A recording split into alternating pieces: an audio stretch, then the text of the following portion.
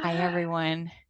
Yay, we are doing it. Hey. Hello, everyone over on Facebook. We are excited to hear which, if you're on Facebook or if you're here with us live in Zoom, if you're okay, let's start with the Facebook groupies. Okay. Everyone on Facebook who's watching live right now, and if I look this way, it's because I have another screen, so forgive me. Mm. Um, I I would love for you to tell us, where are you watching from? Even if you're watching the replay, wherever you're from, tell us where you're watching from. We love seeing all the places, all the countries. It is so much fun, huh, Brenda? Isn't it fun? Yay. Yes. Welcome Yeah. from Alaska, Brenda. Oh, Welcome. well, hello, everybody from Alaska, not Berlin. Hey, Not Berlin. can I just say a huge shout out real quick to all of my Berlin people. Thank you for staying up so late to to be here with us. And I just love you guys so much and I miss you, but hallelujah, we can, this is so great. And our South African, Yes. yay, Hello, yay, hello, yay, hello, hello. hello. All of you Hello, in it's so great to England, see everyone Europe. here. Here is, I'm going to put over here on Zoom. I'm going to give you guys, in Facebook, the Zoom, because you're going to want that. Anyone Yeah. who's over watching on Facebook Live right now, you're going to want to just click that and come on into Zoom with us.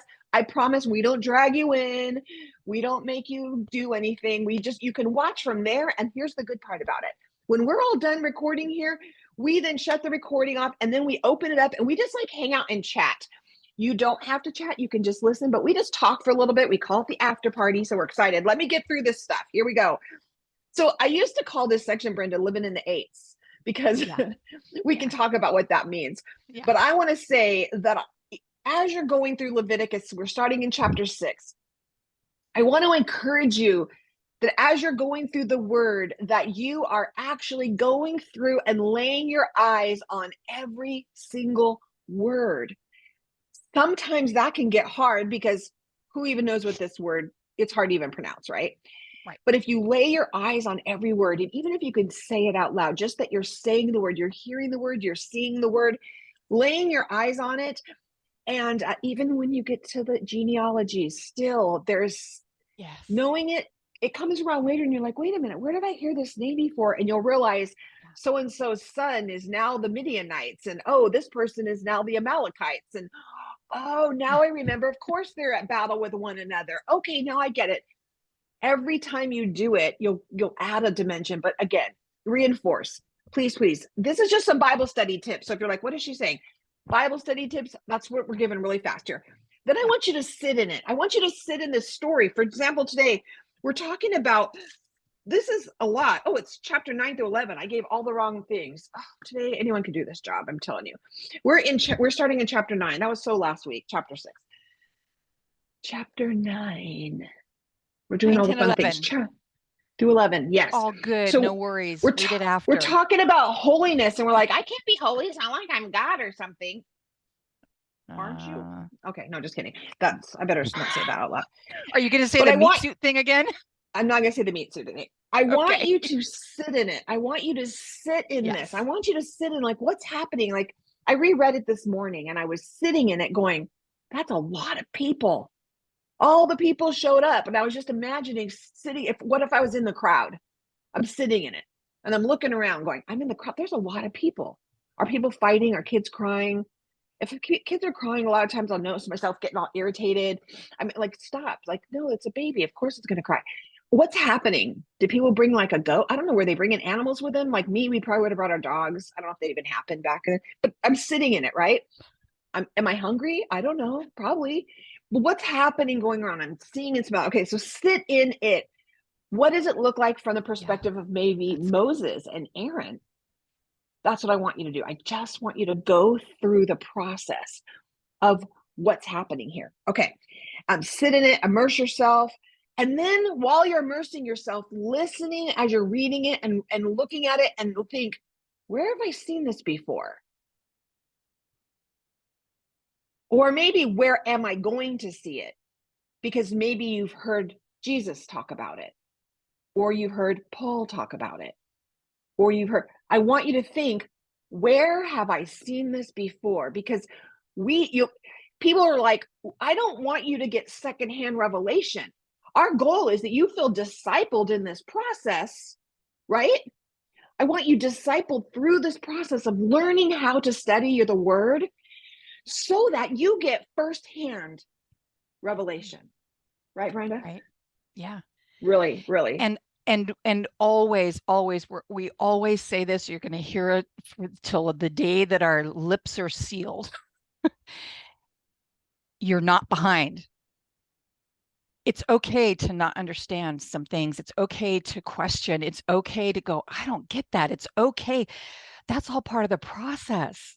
Right. This is the beauty of the word. I promise you what Charli's saying, just immerse yourself in it, even if you don't understand it at all. And maybe just choose one word and do your best to study that out. Find out where else it is in the Bible. Mm-hmm. It's just a really beautiful way of studying. And like Charli said, we're just here to facilitate you learning how to study the word, learning how to see from a little bit different perspective, not weird, but to see it from a Hebraic perspective. Okay. That's all we're trying to do. We're not trying nothing else. That's all we're trying to do. No, some dimensionality to the way that you're studying. Okay, then the next thing, I got two more things. One is I want you to ask questions. Brenda, that's the one thing I remember you and I talking 20 years ago. We're talking about, I'm allowed to ask questions? You're not allowed. Because when I grew up, I just had to take for granted, which is really the last thing I want to share too. The last two things go together. Asking questions, not just about what I'm reading, it should bring up a bajillion questions, which then causes you to go look like, oh, what does this mean? I don't even know.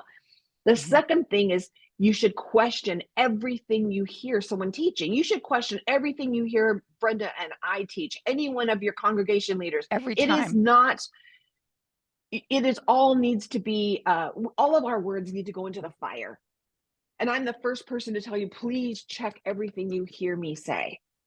I promise you that I'm going to make a mistake. Good Lord, I think about the words I've said over the last 25 years. I can't. Oh my gosh, 25 years. I've left states that I will never return to. Let's just say that. I've been kicked out of congregations, just going to say. But today we're going to be talking about some hard stuff. We're jumping into chapter 9. So again, I refresh myself. Chapter 9. We're starting in chapter 9 of Leviticus. We're going to talk about some things about being holy. You know, he's holy and he asks us to be holy. We're going to talk about, we're going to bring in this. Now, everything we've been talking about, these offerings or these approaches, we've used a word korbanot. And that reminds me, if we use a word that you have no idea what that means or what we're talking about, would you ask us? Would you put it in the comments? Please don't feel silly. This is a place to be safe. Everyone, this is a safe learning environment and everyone here is loving. And if someone's mean, we have a delete button and we're not afraid to use it. So if you don't know what a word means, it's okay to say, I don't get what you're saying. I'm confused. I promise you, before we can even get to you, you're going to have, I don't even know how many women jumping in trying to love on you and help you. And I just see some people I have to say hello to. Jen Gorski, we already said hi to Catherine. Linda Wagner, Lori Rodriguez, good to see you. Hello, Melissa. We said hi to Terry and Nancy and Ruth and Sally and Victoria. Did I miss somebody? Catherine Gifford. Oh, so exciting. Please say hello to us in the comments. Everyone who's watching live over here on Facebook, we need you to say hello for a lot of reasons, especially on Facebook. We need you to comment because you got to tell Facebook this is important and they start pumping it out to everyone. So when you comment over there, it's huge. Hello, Susan from Dallas, woot woot, and Nadine and Victoria. Hello, hello, hello from Anchorage, Alaska. Hello, everyone. Okay. Represent. So, here we go. I know everyone's representing there. All right. We're going to talk about sometimes God will stop us in our track when we're trying to do the right thing. Has that happened to you? Have you thought you had all the best intentions and then he stops you in your track? Yep. And burns it up. Rips people out of your life. And you're like, well, wait. That happens, right? So, yikes.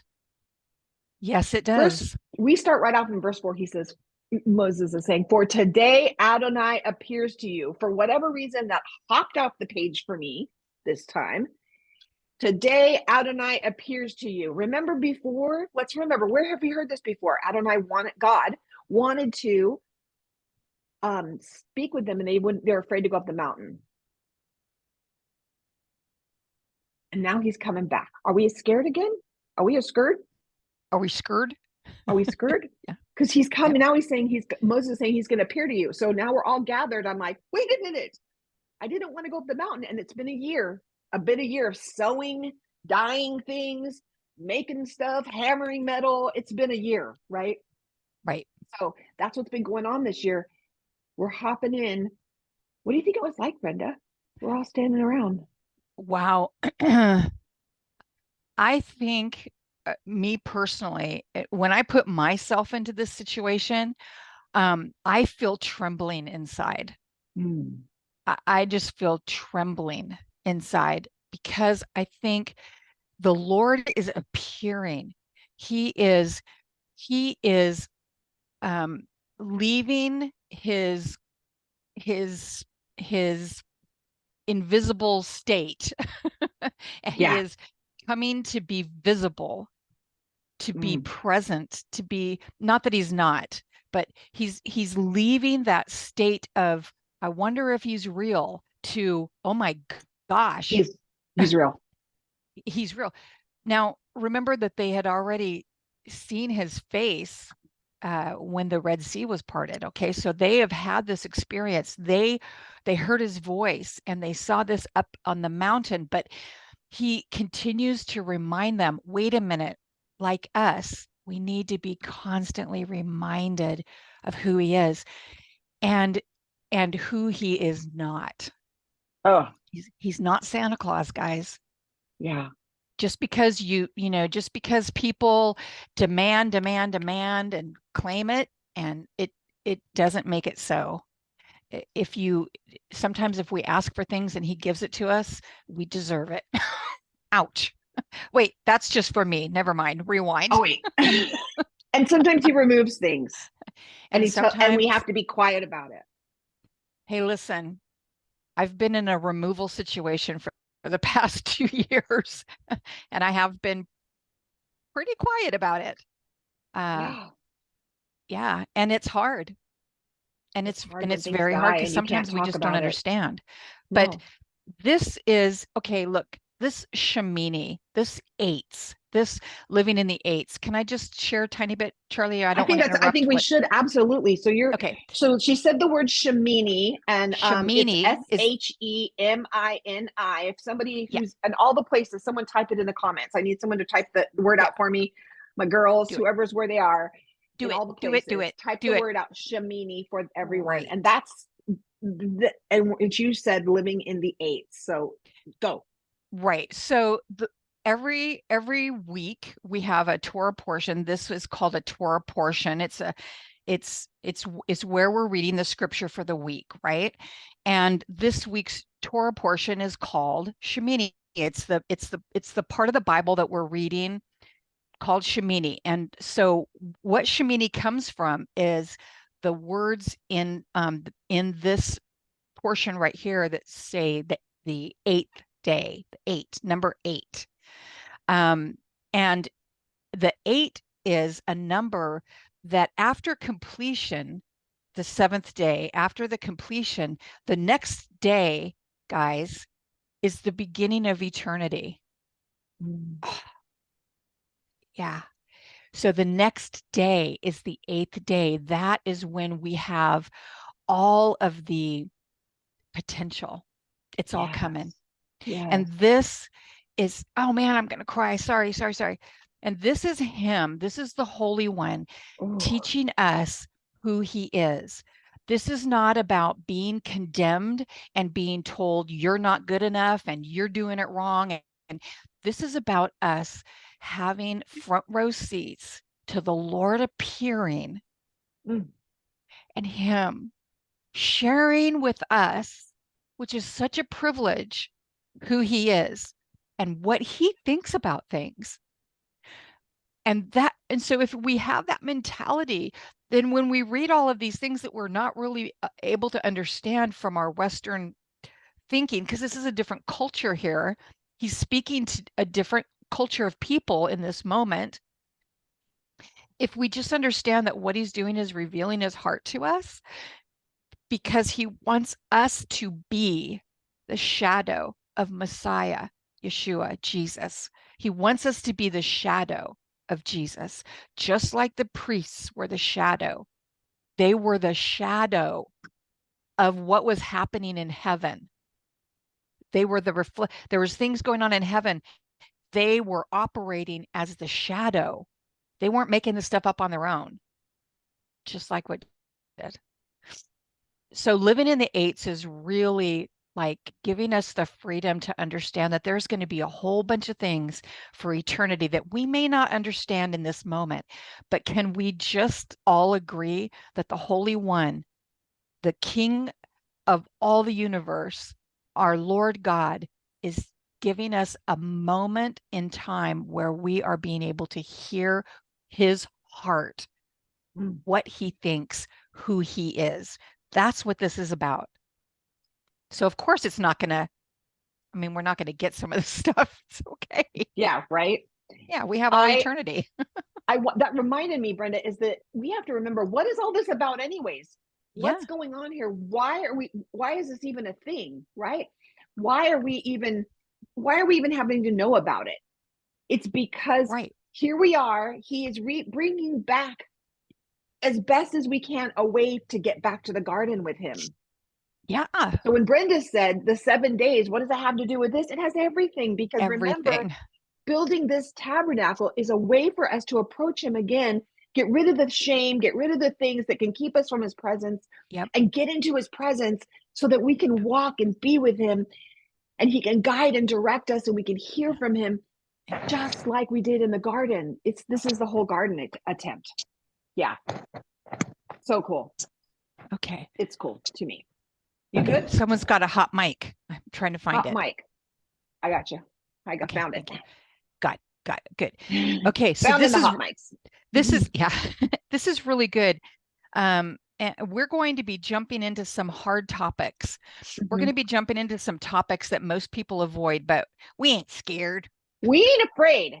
We're not afraid, and we already know we're going to get emails and calls, and we hope you do. But what I hope you do, please reach out to us. But what we hope happens, if we talk about something that goes against maybe a previous teaching or something that you've brought in from childhood that you've known, you thought you knew your whole life, all we're going to ask, would you spend some time in the presence of the Holy One before you reach out to us? Because the bottom line is that we do want to be disruptors. We want to disrupt the lies. And we just right now, thank you, Father, that you are breaking every lie that we have maybe accepted in my studies, in anyone listening studies, that you are breaking those lies. And so anything we've learned that hasn't been correct. So here we jump in. Let's do it. There's a lot of people. Okay. We see, I don't even know. Where do we want to start? Let's just jump into strange fire. We see some stuff going down. We see that there is these two sons, and their name are Nadav and Avihu, and these are Aaron's two sons. And I told Brenda, we're going to set this up. This is homework for you for this week, is that I want you to go back to Exodus 20. Because when I told you, when you're sitting in this, I want you to be like, okay, where have I heard these names before? They didn't just pop out of nowhere. We've heard them before. Where did I hear them before? And if you go back and look, you'll see it was in Exodus 24. And if you bring that with you into the story of them, you're going to see it differently. All of a sudden, you're going to see these two sons as, wait a minute, these two men went up the mountain and had dinner with God. They spent time with him, and then Moses goes up and it says he left them for 7 days. Remember, you're going to see, I want you to go through in parallel, and you're going to see boom, boom, boom, boom, boom. Really similar verbiage, very similar structure. Here's what happened, then this happened, then this happened. We ate, we killed animals, then he left for 7 days. Remember, he says you can't leave out after the anointing for 7 days. There's these things happening. So could you open your heart? Could you consider that actually these two men just thought they knew what was next because, oh, wait, this is familiar. We know what to do. And they jump in and they're just excited. You'll hear people say, oh, they were drunk. Do we know that? No, we don't know that for sure. No, But what we do told. know for sure Yeah. is they've done this before. Yeah. In the presence of the Creator. Mm. So for some reason, they are running in, Mm. and all of a sudden, then they are stopped in their tracks, literally. And Brenda, one of the things that hits me every year is that it says that they were drug out by their tunics, which means they were burned from the inside out. Yeah. Consumed. Otherwise, their tunics would be dead. I mean, they would be gone. They couldn't pull them out by a tunic. They were consumed. And they were not.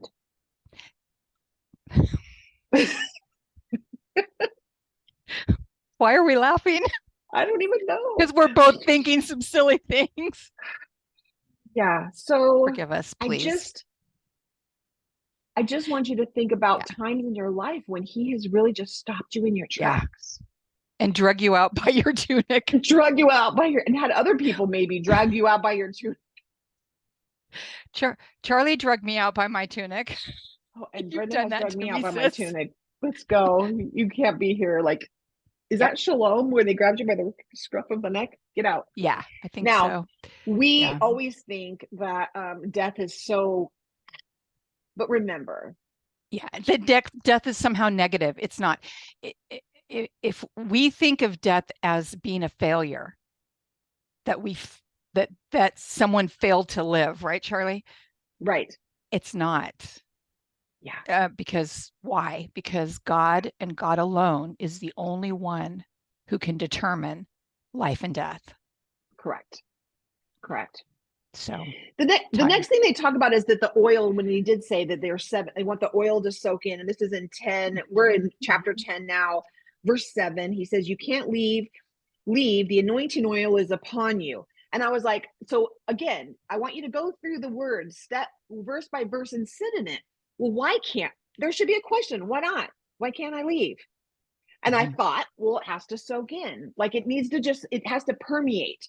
The oil it was a special thing. You didn't just think about what happens with oil too if it doesn't soak in. Does anyone like oil up at night? Like, come on, girls. Do you just oil up all at night? Would you just walk out the house? You got these beauty treatments going on. Stuff sticks to that, like dirt. Things stick to it. I mean, I just sat down writing things. Can you write in the comments? What are some reasons that you don't think that they would want to leave? I'm talking practical. Okay, so I know we're going to go spiritual, practical. What are some reasons you don't think they could have left because they had this oil all over them? I mean, the obvious is there's a reason. They want 7 days. This has to they have to get into them. They're anointed. But I mean, instantly, you know what I thought of, Brenda? I thought about eagles. And this is not a new story for most of you. But when an eagle is going through its molting season, and when it will go up into a mountain, it will pluck out all its feathers. It'll find a cave with a fresh source of water. This whole thing preaches really well. So, and it plucks out everything that isn't all the damaged feathers, all the damaged things that's keeping it from flying. Ooh, this is going to preach later. Wait till you hear this. It's going to everything that's going to keep it from flying up where it's supposed to fly, up into the tumultuous winds, soaring, being able to get down and be able to get fresh meat, being able to get in and be able to do what it does. Okay, what only eagles do. It goes and rips those things out. Isn't that part of the process of bringing this animal, saying, I'm going to rip out anything keeping me from doing what I'm supposed to do? Being able to be in a presence. We're going to talk about the word tameh, tahor, unclean, clean, right? Holy, unholy. We're going to give you some Hebrew words. Hold on. We promise to make it palatable, okay? Yeah. But listen, come in close. There is a place that happens in that cave. Once those feathers come out, they don't jump right back in and fly. They don't jump back in and fly. They have to wait until this oil comes over their feathers. Did I say leaves before? Have I been saying leaves and not feathers? This oil comes over their feathers and it will just permeate through their feathers because it's a protection. And it has to sit and wait until that oil just gets into all its feathers. And once it's permeated into its feathers, then it can jump out and go. That's what I saw when I read this for these priests. So beautiful. And this continues to carry on when God tells us about food. You know, we We hate teaching this every year. You know why? Because every year it just slams into us, as it should be to you too.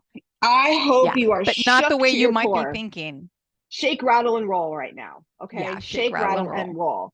Yeah. So release, Okay. open up your hearts. Yeah. We're going into chapter 11. But before we go to chapter 11, I really think, Brenda, let's talk about those words. Can we Okay. talk about the words clean and unclean? Okay. So clean Because is he the says to word make a tahor. distinction. That's the reason we're doing Yeah. all this, is making a distinction.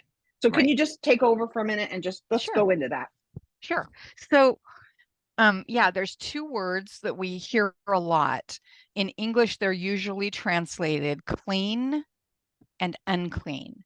And uh, we, our idea of what that is, we really need to find out what the Bible is talking about with that, not just what we think is clean and unclean. Because uh, in our thinking, we think clean is good and unclean is sinful. And that's not really what's being said at all. What it's being said is that there are things that are tahor, which is clean. Those things are set ritually pure, ritually clean. So when you are dealing with things that when you're dealing with things that need to be set in a pure place, okay, that's what it is. It doesn't mean sinful. It can mean sinful, but that's not the intent. The intent is telling you what is ritually pure. What is acceptable before the Lord? What is acceptable to him? And to you. Okay. And this is going to deal with more. This is so much more than just food, guys. This is about women after they have a baby. Are they sinful? No, they're No. the unclean thing. No. When they have their periods, are they sinful? Absolutely not. It's a time to rejoice. It's a time to be proud of. You're not sinful because you have your period. Mm-mm. You're not sinful because you had a baby. You're Mm-mm. not, that is not sinful. It's unclean. It's unclean. It's not ritually pure because you're taken out of doing those things that you need to be in a different state, a different frame to do. That's it. I mean, that's kind of simplified, but I hope that No, I think it's makes really sense good. for And you. I don't, Isaiah and I, 6, yes, okay. 5. Read it Isaiah real 6, quick. 5. I'm going to put he cries out, woe is me, for I am a man of unclean lips. Is he saying that his lips are sinful? He's saying that he can't even come before the Holy One. He needs to have him purified to put him in a state that he can be in this service unto the Lord. Can I, is that hopefully, Charli, is that taking away some of the bad connotations of this clean and unclean? It breaks my heart. It's hard because when we look at those words, I put in Yeah. for clean that word Yeah. tehor, it says clean. And I just really hate, we say this all the time, but it's just hard when things have been translated into certain words that are so, Yeah. Yeah. they're just so not dimensional enough. They're just not deep. They're Right. just not giving you the movie, the picture of all of it. Right. But we look, and I put in for the word tehor, it's Hebrews 2889, or the root of that is 2890. Mm-hmm. And it says in there to shine and to be bright. You know, and you can say, like, I'm a shiny new penny. You look like a shiny new penny. But what is it that I want to do? I come out, and I'm a light that shines before men. They might see him. And I want to make sure that there's nothing dimming my light, Mm-hmm. nothing that can dim, nothing that can happen that dims what he's trying to do through me. And there's going to be things that are so deep that, remember, this Bible was not written to us, but for us. This was written to Exactly. Hebrew people, to people who were agrarian, who understood animals and understood working with shepherding and working with the fields, and it's a Hebraic concept, ancient Near East perspective. It's written to them, and we're just trying to understand this concept of something being bright and shiny, clean. I mean, it's so flat. And then It the is. opposite. It's like one dimensional. It just Yeah. sticks in your head and you're like, okay, it's either black or white. It's either clean or unclean. And yeah, no, that's not. I just put up the Strong's H2889. Is that what you said, Charlie? Okay. Yeah. And And then then the root is I'll put up the root. 2890, which is just tet, he, and resh, is just those three letters. Let's talk about just what's clean. Do you mind, because those are the reason this is a segue for something else. Would you tell us a minute about those letters? Just for that word clean, tehor, it's a tet, a he, and a resh. Gosh. Okay, so tet. Now, how about if we do the root? Because that's kind of where the action is. That is the root of that is tet, he, resh. So tet is this, it's kind of like a womb. It's the number 9. It's the thing that there's something growing in here and it's hidden. It's hidden. But it has an opening so that it can come out.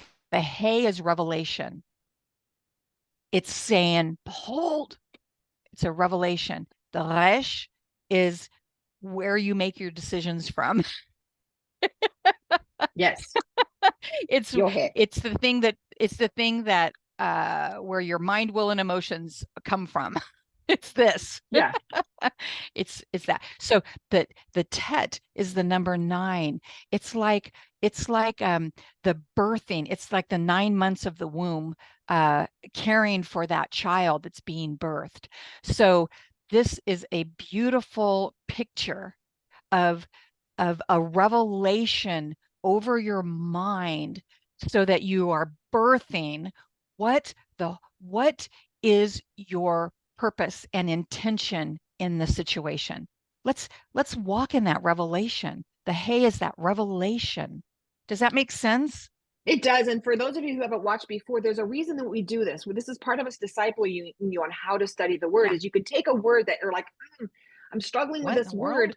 Go back to the Hebrew beginning and remember, if you learn what each letter is, it's like you're getting a snapshot of these pictures and you can put it together and make a movie. It's a movie. A movie of what this word actually is, where you'll see clean is so like it's clean. Meh. But you see this movie of it is this process of the things that are hidden things inside of us being revealed, that we don't have anything limiting us fully, things that are not interfering and able. That's the reason we have these approaches to our King. Yes. That keep so that we can get the revelation and our mind is covered with that revelation. Yes. Doesn't that look different than just clean? Isn't that we can shine bright before men, that everything can come out of us that's coming out as truth, and it's life. It's life-giving. It's not death. Isn't that what Isaiah did, though? He said, put the coal to my lips, and that angel was on it right here, right now. And he takes the little flipper thingy dings and he gets the coal and he brings it over to Isaiah's mouth and he purifies him. That's this revelation. The word of God purifies us. It reveals the heart of the Father to us. It shows us how to walk and live in a way that's pleasing to him, where we can bring others so that they're walking in that way too. Yes. This is community, guys. This is all about community. And it's all about us being able to walk out the love that he is pouring out his love to us. What is our response? Our response should be, man, my lips are unclean. What does that mean? My thoughts are not always pure. My actions and my motivations are not always pure. Does it mean I'm a sinful person? Well, it means I sin. But am I a sinful person? No, I'm not. No, I'm purified by him. His blood did this. So let's walk in it, right? We hear David saying, create in me a clean heart. Exactly. And renew a right spirit within me. Right spirit within me. Cast me not away from your presence. Right? This is This is it. him. This is this moment. This is what he's Yeah. saying to him. I want to just, I feel bad. I wanted to just go jump back is when we Okay. talk about those two boys dying and Aaron, it just says he was still, this He is had to him be saying still. the word for still is Yeah. vayidom Aaron. It means an inner stillness, still Yeah. as a stone. He was controlling Mhm. his emotions. And we Yes, he see this was. in Psalms 37:7. David uses the same words. In 131:2, David says, I have calmed and stilled my soul. This is the Mhm. same thing that's happening for us to be able to hear and get to this place of cleanness tahor, is that we need to be calm and still before him when we see other things around us being taken away and stolen from us, things Mhm. things we love, things that we've attached ourselves to, maybe even given Yeah. birth to. Doesn't Mhm. necessarily mean children, but things, ministries. Yes. When we see that happening, we have to submit that to him and say, Father, I Yeah. have to put this, and I'm being still before you. I need you to calm and still my soul, because in order so that I can receive your revelation, so that I can let it cover my mind, Yeah. so that nothing is blocking me from who you are. Hallelujah. That's really Oh, beautiful, Charlie. yeah. Now we're seeing this happen. Aaron is required to stay the course. Mhm. He is required to continue. He had to keep the work going. He couldn't stop and grieve because that would take him out. That would make him unclean. Right. Okay. Do you understand? That unclean doesn't mean that he was in sin. It meant that he couldn't be available for this, for what he was doing to bring the people into the presence of the Holy One, because this was a time where the sacrifices were being brought. People were dealing with their sins. People were dealing with their wills. People were dealing with broken relationships. People were dealing with the five, Leviticus 1, 2, 3, 4, 5. It's the five things that they were dealing with. And all of these things were happening, and they needed Jesus to stand there and intercede. Yeah. And Aaron was representing Jesus in Mhm. that moment, and he couldn't leave. He couldn't leave. He needed to stay the course. But what was really interesting, and these are for some of you who are, I would love to hear, put it in the comments. Moses said, how come you didn't eat the sin offering? He says to Aaron, how come you didn't eat the sin offering? Because the sin offering got burned up because it was too much for him to eat. So they would eat I'm sorry, guys. They would eat the sin offering because that was the way of, we'll get into that later. I'm sorry. But anyway, he didn't eat the sin offering because there was just him and there wasn't three of them Yeah. eating it. So he burned it up. That Yeah. was acceptable. But Moses says to him, why'd you do that? Why didn't you just eat it? Mm-hmm. And then Aaron's kind of like, this is Brenda interpretation. Really? You want me to do that now? Yeah. Right now? In the state that I'm in, you want me to take this thing and consume it as I stand before God and proclaim this? No. And Moses goes, oh, okay. Okay. Yeah. Okay. It Yeah. would have been a Okay. distraction. It would have Yeah. been, and he couldn't have done it. It Total. would have been a distraction Verse to 20. everyone. Yeah. It's, yeah. Yeah. Verse 19 and 20. You 10:20. can see that in there. It would have been too distracting for everyone. He was like, It would no, have, this can't happen. Yeah. no, he couldn't take the time. He couldn't take the time to do that, but he stayed the course. And listen, who else stayed the course? Yeshua in the garden. Mm-hmm. Yeshua in the garden. Mm-hmm. He was asking, if this can be done any other way, I'd really appreciate it. But if not, I'm your man. Yeah. And that's what he These did. two words are going to be words, these clean and unclean, these words Yeah. you're going to hear throughout the Bible, and you're going to hear it. I hope you have a flash. But where else have I heard this, or where am I going to hear this? One Yeah. of the places you're going to hear it is the woman with the issue of blood. Right. And Yeah. she's supposed to, the person is not supposed, you'll see it says, they're not, someone else is not supposed to say unclean. Nope. You're supposed to announce ahead of time, I'm not clean right now. You're supposed to say, I'm not fit for service right now. I have some Yeah. things blocking. Right now, Yeah. you know what? This is what I say. Right Yeah. now, that's not my best yes. That's really good, Charlie. I love that. Right You now, say that I all the can't time. Yeah. participate in this. Right now, I can't bring life to you because I'm in the middle of Yeah. some stuff right now that's blocking me from hearing from the Father. Yeah. I have some things in my life right now, or I'm distracted that are blocking me. Can you just give me a day to pray about this and kind of readjust? And I need to ask the Holy One to change my heart. I need to take it, like in Ezekiel, reread Ezekiel 36, where he says, taking that heart of stone and turning into a heart of flesh. But he's talking about pouring the water, the waters and cleansing, right? That's what you pray for. Father, would you pour the waters over me? Would you cleanse me? That's why this is only until sundown. This is just till the evening. Yeah.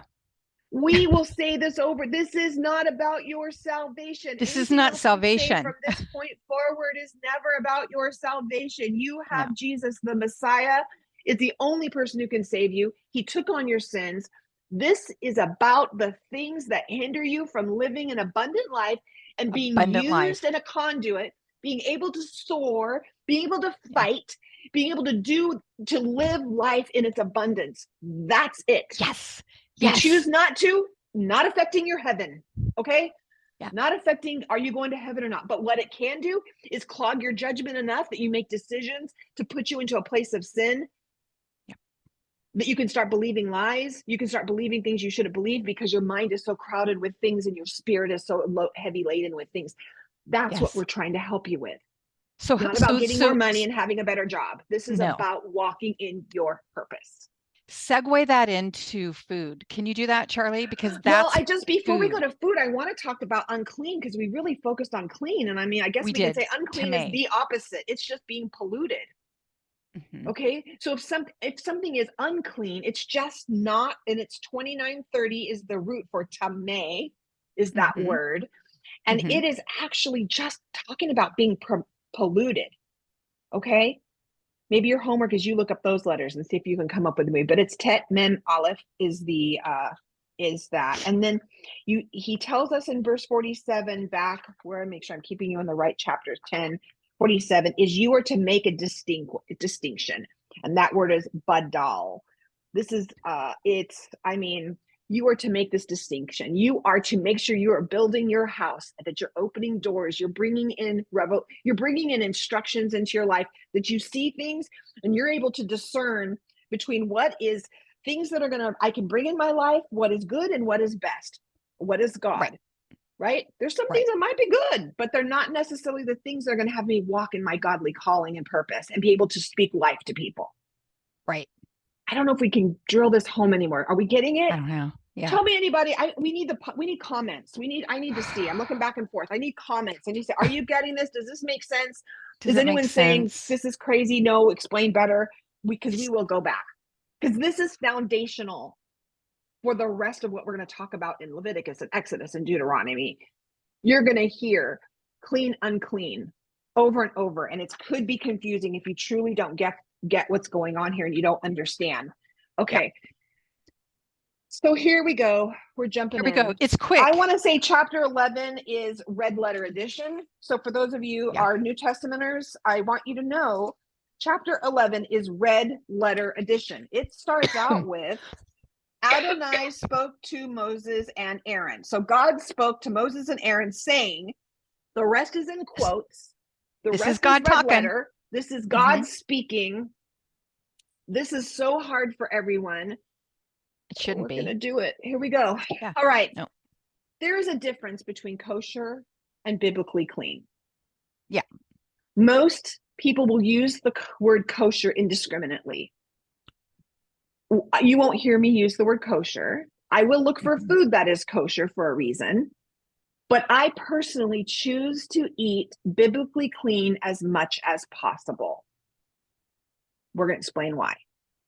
Biblically clean isn't taking on the extra fences that have been that we can't take on anyway. Judaism, that we really can't take on. Yeah. Jesus doesn't ask us to do that. But biblically clean, I am going to eat as biblically clean as possible. So here we go. It is the first things thinking about, we're going to talk about these things. Here's what people have thought. For one, it's detrimental to health. Maybe they didn't have refrigeration like they should have back then. So there's a reason that they couldn't eat those foods. Well, if they didn't have refrigeration for swine, then they didn't have refrigeration for beef either. So The refrigeration is the argument has to be across the board. Does it work for all animals? Because they could eat birds, and birds shouldn't be left out. I have a food safety license from owning a restaurant. I know how long things can be left out. And birds have to go in right away, and then pork, and then and so it's not across the board. So we have to kind of cross that one off the list. That's not the thing. This is talking more about a spiritual diet. And these are ordinances, right, Brenda? These are the because I said so. Sometimes we're not going to understand all the reasons, because it's like trying to explain to your 3-year-old the reason you don't go out into the street and play, because they don't understand all the repercussions and they don't understand that kind of pain. They don't understand what a car could do to them. They don't have a point of reference yet. Right. And there's things that we, especially written to these people, that we have more understanding now. I can tell you, as a nurse going through all the pathophysiology, there's so much more we understand now. But these are ordinances that there's some in here that are just because I said so. Those are hard for anybody. Don't you hate it when your mom said, because I said so? You're like, because I said so. Those are the ones we're the most rebellious about, I feel like. Yeah, very true. Can I throw in a thought here? Absolutely. Okay. If you look at every single thing that he says, don't eat it because it's not food. Okay. This is God talking. So if you have an issue, talk to him. But every single thing that he is talking about here, if you want to look at the animals and what they do, what they do. For example, I'll just use one example. Shellfish cleans the ocean. It eats debris. It eats dead things. Lobsters eat dead things. Dogs eat dead things. We don't eat dogs. Dogs eat dead things. Crows eat dead things. Vultures eat dead things. When we eat, we're supposed to be eating things that produce life within our body. That's the whole purpose of eating. We eat not to enjoy, but we can enjoy it, but we eat in order to produce life within our bodies. If we're eating things that don't bring life, that's the difference. That's the distinction. Correct. Rebecca says goes they're beyond food or cleaners. Yes. Yes. It goes beyond food. Yes. It goes into, what are you consuming? What are we consuming? Are we consuming things that are destroying our minds? Are we consuming things that are hurting our body? Are we consuming things? Are we gorging ourselves on things that are not bringing life? Guys, this is so much deeper than food. Yeah. Yeah. It is food, but it's more than that too. So it's not, we hear in Philippians, whatever's good, lovely, pure, clean, good report. If there be any virtue, if there be any praise, think on these things. Why? Because it builds up our light. Now, many of you are listening and you're freaking out because you're saying, what about Peter's dream? Yeah. And I'm going to say, okay, what about Peter's dream? Have you read it, or have you just sat in a pew and let someone tell you what they think it meant? Because there are some things that my pastor taught me that are abhorrent. I'm going to tell you that I adore the people I grew up in church with. But there's some things that my pastor passed down, even about prejudice, about people, that because he came from a very prejudiced background, that he was interpreting the word through a filter. And it's just lie is passed down upon lie is passed down upon lie, or just misunderstanding. Not necessarily, they're not lying. They just think that's the truth. It's what they're taught in Bible college. Correct. I want you to read the story of the dream that Peter had. Don't go to the dream. I want you to go before it. It's a letter. So you have to read the whole letter. You don't just pick out a chunk. That would be weird because you don't know the context. What is the context of that dream? That's Joseph got in trouble for that. Joseph got in trouble for that. And then I want you to remember, where else have I heard about a dream? Oh, we've heard about dreams with Joseph. Was Joseph's dream about food? Was the Well, yeah, Pharaoh's dreams sheaves. about food? Yeah, That's all I'll very say. good. It was about men. It was about people. It was about people. So if you understand the culture of the time, I had friends as a little girl, and I've shared this every year, I think. I had a little girl that lived down the street from me, and she was Orthodox Jew, and I wasn't allowed to go inside of her house because I was goyim, because I was unclean. Mm-hmm. So she couldn't play with me or she couldn't hang out with me. And I remember that hurting my feelings. So Peter is being prepared through this dream, like Joseph, with something he would have understood about animals, different kinds of animals all in there. And he was showing that he's bringing people together into this one new man. He's bringing people together, and that Jesus made all of us clean. So as an Orthodox Jew, it was okay for him to touch people and talk to people. Because why? Because right after that, he is called to talk to Cornelius and to go into his home. He would have never done that before. He would have never stepped foot in Cornelius's home. But God had to show him, no, I have made all man clean. This was a dream about men. I just do the research. Don't believe me. I don't care. Don't believe me. Right. I want you to not believe me. Go do and pray. And there's a really great book Dr. Robin Gould wrote. It's called pigs. No, what's called Bacon? Beacon or Bacon. Beacon or Bacon. It's a short little book. It's like $5. It's a short little book. You can get it on Amazon. Someone can put it in the notes or whatever. But yeah, that's what I want to say about that. So now, Brenda, yeah, I love what you said. It is about us getting closest to the source. That's another way I've heard it. Closest to the source of life. Again, we're talking about getting back into the garden. All of this is garden terminology.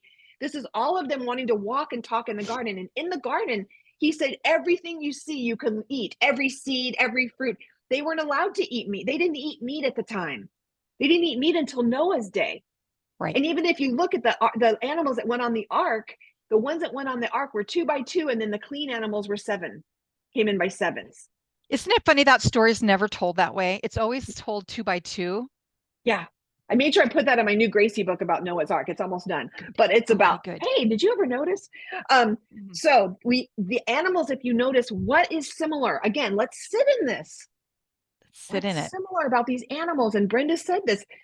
These are animals that eat food closest to the source. If they chew their cud, it's because there's a chemical that our bodies aren't made to be able to ingest. So they break it down for us, so that as they're breaking it down, we're eating the animal that's eating closest to the source. We don't want to eat an animal that eats other animals.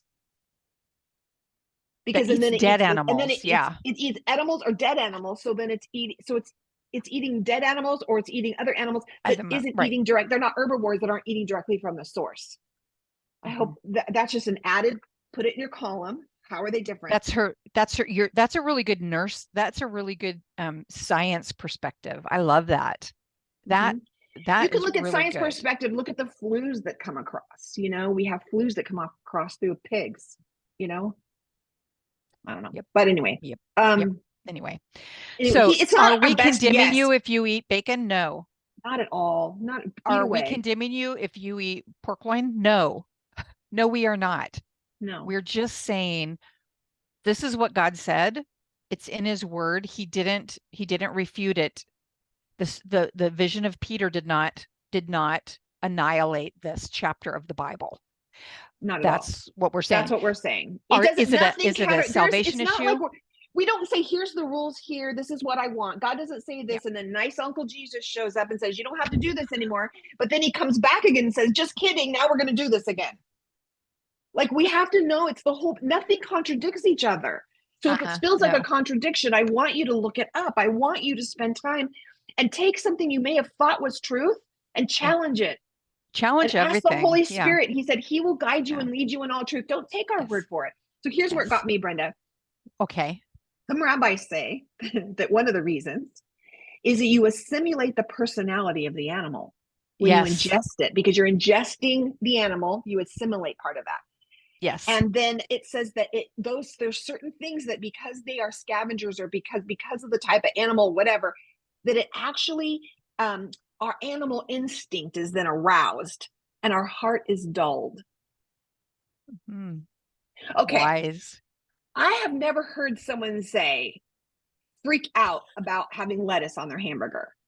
But if you Yeah. ever bring up, and we're not trying to be bacon haters, but if you ever bring No. up bacon or shrimp skin, you watch people just be like, oh my God. I mean, it's like this animal instinct comes out of them. Okay. The other thing that this is what really got me when I made my changes, and the Lord has really changed my family. I didn't talk to my husband about this. He made his own. I said, you figure it out, talk to the Lord and eat what you want. Right. And he on his own, once he put those things aside and actually submitted and went in the word, the Holy Spirit then revealed it to him. If it's not fit to go into the temple, the tabernacle, then it's not fit to go into this tabernacle. We are the temple. Because my body's a temple. That's so good. And I don't want to give my animal part any lead. I want to pull Yes. that down. I want my spirit to be the thing that is fed. So if as I'm eating, I'm being it's not mindless. We want to eat mindfully. And this is where I'm being convicted recently is, do I sit down and even the meat that I eat, am I really honoring the fact that this animal gave up its life? Is this a thing saying, Father, thank you for this, the animal that has given up a life so that it can sustain me. So it's something that's bringing nourishment to my body. Or do I mindlessly throw food down my mouth and don't realize what's happening? And I wrote this note. It says, what you are what you eat, because eating is part of being guardians of our godly soul. It was the first thing we were supposed to do, Charli, was to keep shamar, the garden. Right. Keep it, watch over it, care for it. And that's what the Levites are doing here. And we're Yes. a kingdom of priests. Yes. We are to Yes. keep and to guard this tabernacle, to keep and to guard the garden, the world around us, and bringing an offering. This is when we eat, it's like bringing an offering into the holy temple, and our table should be like an altar. That's Wow. beautiful. That's beautiful. Yeah. And when I talked about this, I wrote this thing is when I went back to it dulls our heart. It dulls our heart because we want to stay in a fit condition to the mission that we have been entrusted. We want to stay fit for the mission that we have been entrusted. Your Right. energy needs to match your calling. Yes. What are you eating that's dulling your heart? Yes. And then your spirit is less equipped for the fight, is what the rabbis say when we eat these other foods, that it dulls our bodies, it dulls our heart, it dulls us so that our flesh takes over. And we're watching, I know Mindy and I are doing this thing together. We're watching Grant Luton's Body, Soul, and Spirit teaching on YouTube. I highly recommend it. But I wish I had the hoops because he has such a great thing. He's talking about you have your body and then you have your spirit. And then if you get the spirit, the more the spirit is, it comes together like this with your body. And then your soul is in the middle. But the more that you back your body away, the little thing in the middle is your soul. It just gets smaller and smaller. But if you push the spiritual things in, then it makes that soul, it's all one thing, and we're in alignment. And oh wait, that's shalom. Remember from last week? We can walk in an unfractured state, and we have to be guardians of this godly soul. It's spiritual. Is it spiritual? Am I eating things from a spiritual perspective, or am I eating from a self-gratification perspective? Am I eating with humility, or am I eating in recognition of God as my provider? Because these foods will numb us, and they erect a barrier. And he's just saying, don't contaminate yourself, because you will be dull. You will be contaminated. If you read it through in Hebrew, don't dull yourself. Yeah. Don't eat these foods because it will dull yourself. And it's mentioned 5 times about not contaminating yourself. This is hard stuff, guys. I know This is hard. it's hard. We're not trying to start a new religion. No. We're not, this is, do you believe the Bible cover to cover? Do you believe this is still for you today? Yeah. We're not asking you to go back and operate in a legalistic perspective. That's not it at all. All we're saying is read the word and see and watch what Jesus did. Watch what his disciples did. When you're reading the New Testament, take a perspective as of a as a moviegoer. See what they did. Did they walk this out? Paul walked this out. It's not just about food. It is about food, but it's about so much more. It's about who we are. How are we allowing the word of God to come in, his presence, his holiness to come in? Remember, we're that tet. It's that little, it's a vessel, and it has a little hooky here with an opening. That tet has something inside of it that is brewing. It's pregnancy. It is a seed growing. All we're saying is that he's showing us here how to provide a healthy environment for that seed to grow. That's good. That's good. But all I'm hearing is that choose this day, right? You choose life or you choose death. And remember, this is not a salvation issue. This has nothing to do with your salvation. Issue. It has nothing to do with your salvation. And and it has everything to do with abundant life. Abundant life. Living in abundance and choosing life. Choose life so that you can operate in the fullness of what he's called you to do. Most of this we know. It's easy for someone to tell us who's a nutritionist to say, don't eat these things, don't eat processed sugar, don't eat da da da. They can tell you all the things not to eat. And we just receive that like it's okay, that's life and truth. I'm just asking the creator of the universe in all red letter here in chapter 11 tells you, this is your best yes. And if you happen to do it, if you touch dead things, or if you happen to participate in food that might be dulling to your spirit or your heart, you're just dulled until evening or sundown. It takes a while for you. And don't you know, it takes a while sometimes for that to process out of you. It's not forever. It's just, and for me, I don't want one day that I can't be as close to the garden and close to the original as I can, close to the plate to be able to operate and have that his spirit. I don't want anything dulling my heart or my spirit.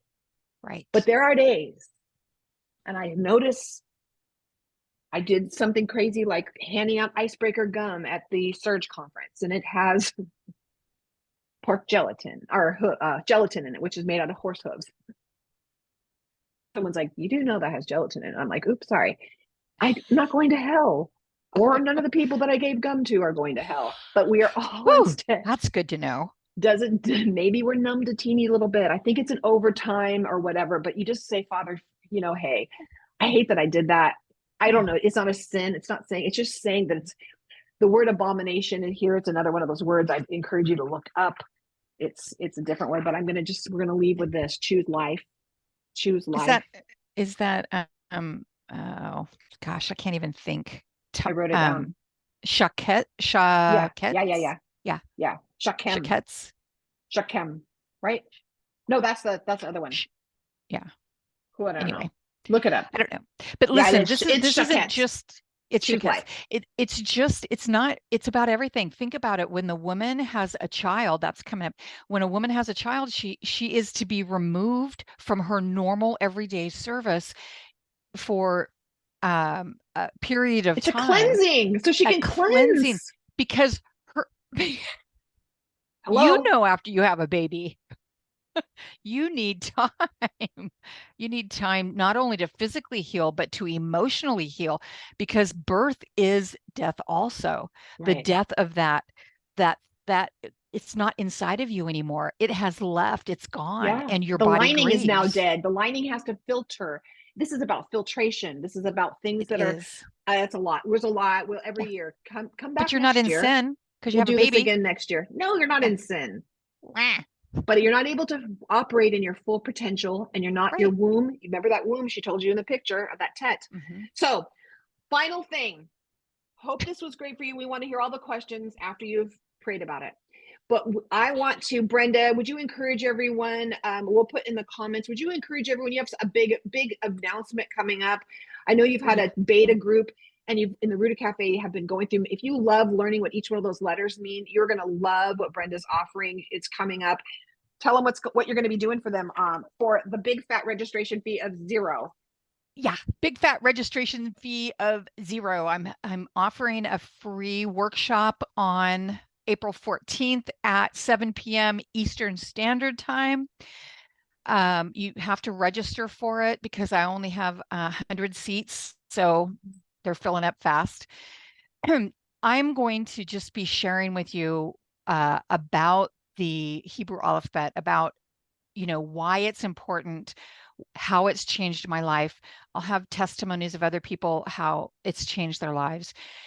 And it's a preliminary, it's an introduction, because I have a course that is launching. Some of those in the Rooted Cafe took it already. And there are a lot that are in year 3, year 4 of taking it.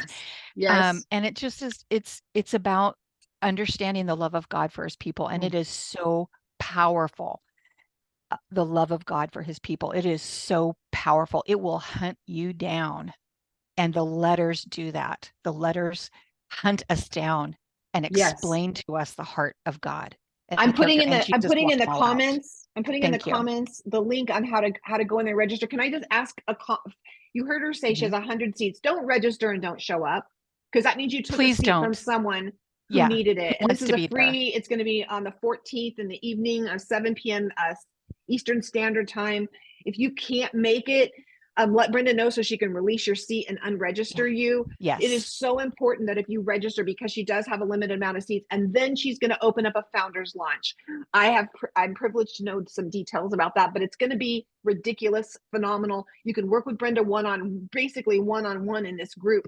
And that's also going to be limited to a small group of people that she's going to let come in, and we call it a cohort, right? If you've been through school, a cohort of people, it's going to be a group that registers together for this class, and they're going to go through the class together, learning with Brenda, learning together. This is like nothing you've ever done before. And I just really, really, really love all of you guys. Love you, Brenda. Thank you for offering this to us, because I know for me, it's changed my life. You have so many great testimonies. You guys be blessed. Those of you who are over here in Zoom, we are going to just rock it right now with an after party. And if you look into the comments, I'll put the link again over there if you want to join us. But we're going to stop the recording, and we're going to stop the live feed, so that way we can hop in and just chat with you. Blessings to you all.